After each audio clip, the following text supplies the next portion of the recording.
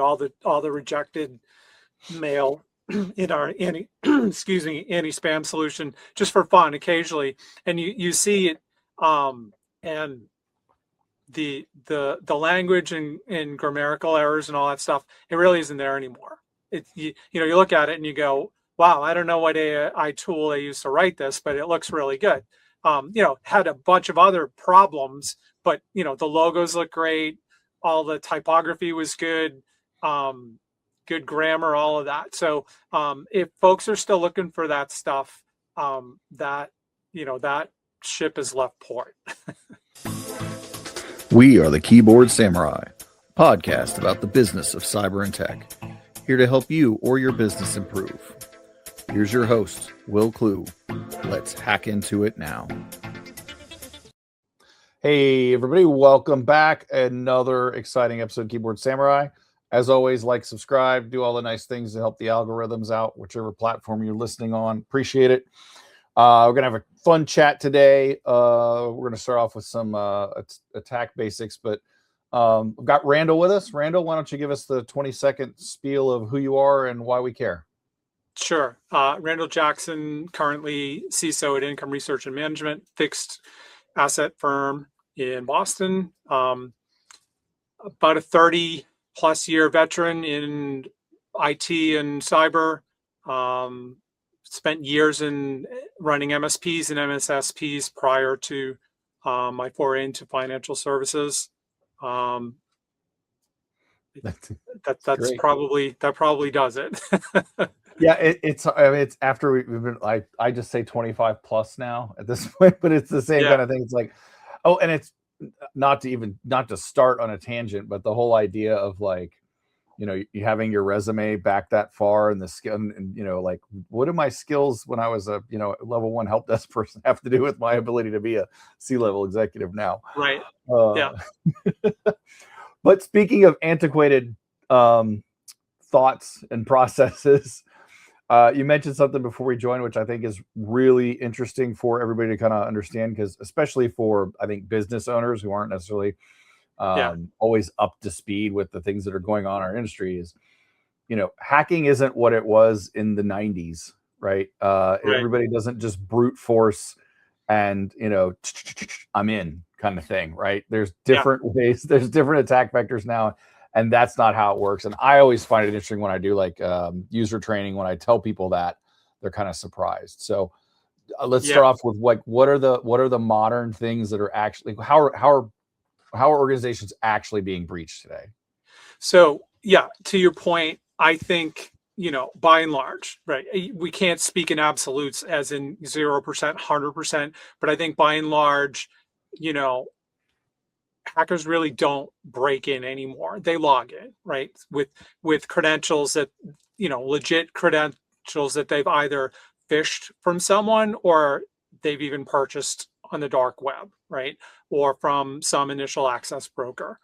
The way I kind of look at it, the center of gravity really has shifted from network compromise to identity compromise. And, the current wave, I guess you could call it, it's less about exploiting, a dramatic software flaw and more about tricking people into granting valid access. Google Mandiant describes recent Shiny Hunter style activity as voice phishing plus fake branded login pages that are designed to steal SSO credentials and MFA tokens. Microsoft has said a recent device code campaign was compromising organizational accounts at scale. So, they've shifted their attention. Why try to exploit, a buffer overflow flaw on a firewall, or hope that it's there, and do that kind of reconnaissance when you can merely log in? Yeah, go for the weakest point, the human error. I think I saw, it was this year's or last year's, one of the IBM or Verizon reports, like 80% of breaches, I think, or something astronomically high, were all related to credentials, one way or another, right? Yeah, I believe that. Yeah. I mean, and I say it a lot, and I didn't invent this. I'm sure some identity company did, but identity is the new perimeter, right? That is, Yeah, we've been hearing that. I just spoke at Secure World Boston 2 weeks ago, and that general topic was buzzing all around the convention center. That and of course AI, right? All things AI, and AI is the force multiplier, frankly, for those identity-based attacks. Really, anyway. yeah, we're way past the Nigerian prince who's very easy to spot, Yeah, poor English. Somebody told me this. Somebody told me this. I believe it. I don't know that it was that I read a document anywhere, but like Japan didn't have a real big problem with phishing emails until the last couple of years because the language is so complicated. right. And Yeah, then AI made it really easy for yeah. them. I mean, just for fun, occasionally, I'll look at look at logs at all the rejected mail in our anti spam solution, just for fun occasionally, and you see it, and the language and grammatical errors and all that stuff, it really isn't there anymore. You look at it and you go, wow, I don't know what AI tool they used to write this, but it looks really good. Had a bunch of other problems, but the logos look great, all the typography was good, good grammar, all of that. So if folks are still looking for that stuff, that ship has left port. Yeah, I mean, because yeah, how easy, like there's a number of tools that'll build you a web page in a few clicks, and you could be like, hey, please make this look like Bank of America or Ford or who, pick your flavor. And it's going to be, I mean, I've definitely reported legitimate emails as phishing just because Right. of, because it's tough. So on that point, what do we need to be doing then?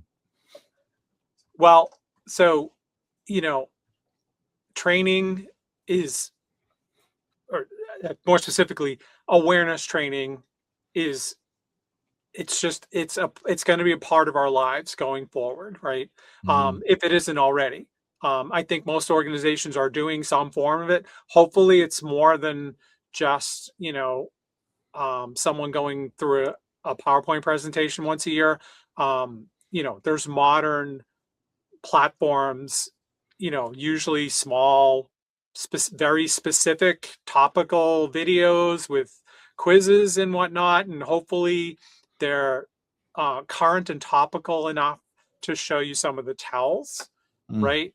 So, including like AI, AI deepfakes for, video and audio tells. And those are there, right? So I think it's important. If put it this way, if your training platform is still warning you about the Nigerian prince and the bad spelling, either A, you've got very old curriculum, or B, it might be time to look at another solution. And you do need to test your employees, right? Fish test them. Um, I'm not saying build a wall of shame, right? But Please don't. you know, enforce good behavior. Reward that, and don't publicly punish the bad behavior. So training, I think, has to be often. Obviously, they need time to get their work done. But don't save it for once a year, because it's not going to sink in.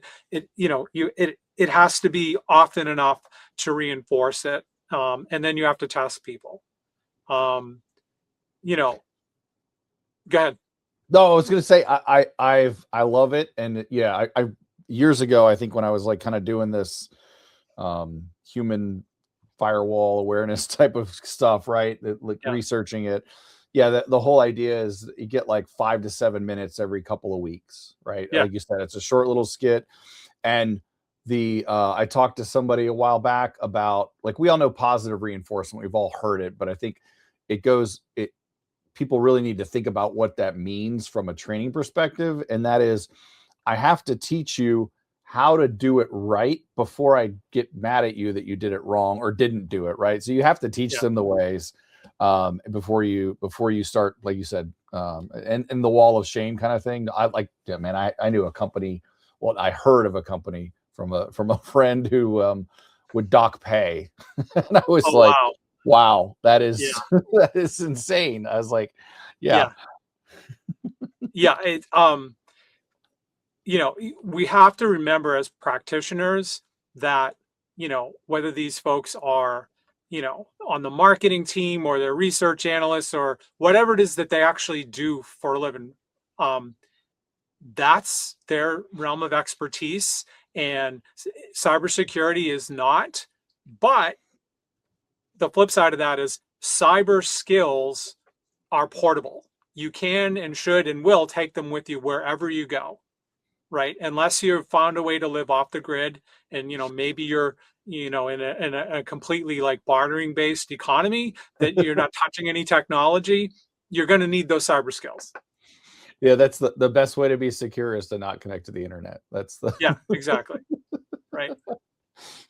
Oh, I love that. The okay, so training, what else? What else helps us get beyond the credential compromise? I mean, for me, I think of things like zero trust, privileged Yeah. access management, stuff like that. What about you? Yeah. So, privileged access management for sure, JITA, just in time access, which goes hand in hand with that. Um, role-based access control for access to applications, files, whatever it may be. Not everyone needs to have access to things on your, S or T or whatever drive if you're still using that paradigm. So yeah, all these things work together, right? It's defense in depth by layering these things. MFA still matters, right? Oh yeah. For sure, it's got to be good phishing resistant MFA. Don't token session length, like that shouldn't be like indefinite. Shorten that. Mm. Um, Shorten that a lot. If you have the budget, the luxury, I say, and what I mean by that is if your devices have enough USB ports, I love FIDO keys as opposed to, oh, God forbid, it's not SMS based MFA. You know, uh, Phone apps are great, but I really like FIDO keys, and that That's a more hardware so. based biometrics, right? Exactly, yeah, Yeah. Yeah. love Okay. Yeah. that. Now, uh, as the demand, of course, is there to make these devices smaller and thinner and lighter, they're scrimping on USB ports. So, Mhm. um, striking that balance, I think, is important. But yeah, if your organization can do it and will do it, now, yes, are folks going to lose those things, and you're going to manage spares and all that? Yeah. Another thing your help desk is going to have to do, but I would say it's well worth it. For sure. With the MFA thing, I think it's so smart that you said something that avoids MFA fatigue, right? Yeah. Or is that what you said? Yeah. How do you like what's when evaluating MFA? Like what's the criteria that like you would look at? Well, so as far as the end users are avoiding MFA fatigue, you have to part of your train. You have to train your users what that is, right? Hmm. And the way I kind of I stay away from any tech talk, and I just say what it looks like is you're just going to be incessantly bombed by this thing until you can't take it any longer because maybe unfortunately your phone is buzzing or whatever, right? And you just want to make it stop, right? So I include that in our training. So our folks know what that is and they report it. Hey, Hmm. last night I got like 5 of these things in a row, and I was eating dinner with my family. So I wasn't trying to log in. So and I appreciate that. I not that we're going to, be able to do a whole lot about that in that instance, but at least we're aware of it. We're logging it, and our folks are taking the right approach in that rather than going, oh, that's weird, and I'll just approve it, they don't, right? Yeah. For sure. For sure. Um, that's what about okay, so we talked zero trust, we talked MFA. Um, Well, the other thing, again, how this whole started, right? Which is, hey, it's not just brute forcing; it's compromised credentials, business email compromise. I see that all the time, right? In Yeah. the consulting side of the house. Um, what other attack vectors like do you specifically as a CISO like pay attention to the most? Or I love to talk about context because we mentioned AI, and the fact of the matter is, with AI as the defenders, we are never going to be able to keep up. Like the hackers can Yeah. use everything at their disposal and come at us as fast as possible. So our best approach is like using context to say, well, okay, I have 17,000 critical vulnerabilities, but which ones are actually mattering, right? So like, Right. how do you look at things that way? So I think it's probably, and there are folks that probably actually know these numbers. I'm Mm. sure they're not too hard to look up, but I would guess it's got to be somewhere in that kind of 1%, right? Meaning yes, you're just drowning your dashboard showing you, look at all these critical or highs. That's legitimate concern. But the next bit of that is, how many of those are exploitable or have been exploited? And there's proof of concept out there for that. I'm not saying ignore everything else, but prioritize that stuff first. What how do we do you, like you're being in financial services, like do you have, is it like how do you get, like, I don't want to say threat intelligence because we all know what threat intelligence is, but I'm like, Right. what other kind of conversations or what other feeds, like how are you getting information specifically to help you understand like what's important to your business versus like everybody else in the world, right? Yeah. Well, so I think like a lot of folks in our field, right? You've got your various sources of threat intel, but you do have to spend some of your day, I think, um, on plain old fashioned research, listening to podcasts and such, right? What are the thought leaders saying? Because um, you know, there's so much of it coming from so many places so quickly, and then of course you have to sort through the noise and the FUD, right? The fear, uncertainty, doubt factor, because you can just spend your every waking moment on edge over it. So I think you do have to put it in context and balance it out. um you talked about AI. um the good news is we have AI as well, right? So now, is it a level playing field? Probably not. And the reason I say that is because there are more, I'd say, less skilled people, um, with the incentive to be a threat actor is never going to go away. It's financial, Mhm. and if you hit that, if you you know if you strike gold, so to speak, there, right? So you're not going to take the incentive away. Um, so there are nation states, of course, right? But then there are varying degrees of highly skilled adversaries, and then there's a lot of people who are doing phishing as a service, and Mm. they're purchasing kits. Um, that's not going to stop. Um, so you know you can drive yourself nuts thinking, okay, I have to be, I need, a huge brain, and I have to be the smartest person in the universe with this stuff. And you're gonna wear yourself out. So um all you can do is your best. You have to surround yourself with good, smart, capable people. They need time to develop their skills. Don't burn them out, which is, I say that's easier said than done. The burnout rate in this industry, as we know, is high. So uh I lean a little bit on my past MSP and MSSP experience, because that was just nothing but chaos Mm. 24/7. Yeah. And you learn to manage that. And it's almost like, you remember in the Matrix movie where he's looking at the code on the screen, and he was like, there was a zen about it, and he was calm, and he said, I don't even see it anymore, right? um so I think myself anyway, I have a little bit of that where um I don't allow myself to get riled up over it. um Defense in depth in all things, and then um try to be as smart and as informed as you possibly can about the things that are most relevant to your, your sector, your particular organization, your tech stack, right? Mm-hmm.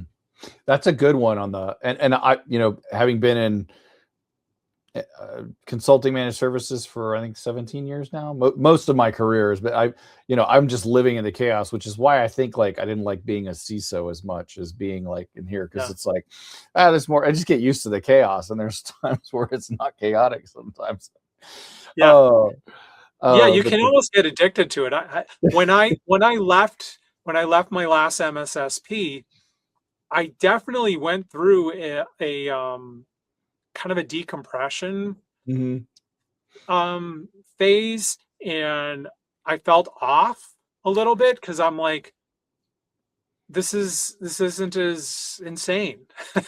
Like I'm not working hard enough. You guys are paying me money. Yeah, am I not doing my job? And it's not like I went, oh God, I missed that, but I definitely, it took some getting used to. That's not to say that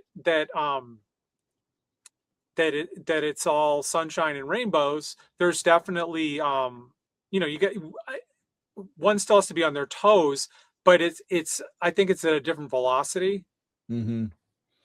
Very much so. Very much. Well, and I have to say, I'm glad, and I think most CISOs, all of us grew up from being a contributor and got to that stage, and we all understand the burnout. So I think it's great that you like continue to call that out, because I don't know. I probably have a handful of CISO friends who are sufficiently staffed, right? Or if, and I don't think there's anybody where if I go ask them, hey, if they told you had budget to hire a few more people, would you do it or not? I don't think anybody would say no. Right. Or maybe a particular function or subset of functions, maybe it is smarter to outsource it, right? Or maybe there is a tool, but buying just haphazardly buying every shiny new tool. Now you've got dashboard fatigue. And, so it's all a balancing act, right? There's skilled people, there's tools, there's resources. Like I said, like maybe you do offset, outsource your SOC or compliance or whatever it may be, right? You have to figure out what works best for you, and none of us have unlimited budgets, so a blended approach as far as that's concerned. I think maybe it isn't hiring 5 more people, maybe it's one person and a tool and a firm. Who knows, right? Yeah, absolutely. Yeah, look at the again, I mean, selfishly I always say, find a partner, get an whether it's an MSP consult, like do the things that your team can do, and then outsource it. And I see that a lot. It's usually, we don't want to do the day-to-day. Cool, we'll manage everything, and then you guys on the strategy. Or we've got the day-to-day stuff, but we have no idea what we're doing next week or next month or next year. So fine, we'll do the strategy. Right, exactly. Maybe in that scenario that you just, the latter of those, maybe you need a fractional CISO or something like that, right? Yeah. Always good stuff. Go ahead, you were saying? No, that was just kind of my period on that sentence. Awesome. Well, Randall, I could keep talking to you forever, man. But I appreciate you. Where can people find you on the interwebs if they want to? LinkedIn is best. LinkedIn links down there. It'll be in the little doobly-doos when I drop it as well too. It's been a pleasure chatting with you, my friend. I appreciate your time. Great. Take care. Thank you. Thanks for listening. Be sure to like and subscribe. Follow Will and the podcast on LinkedIn/WillClue. Visit WillClue.me for information on services he offers to help your cyber or tech business grow. Until next time, Synaculator.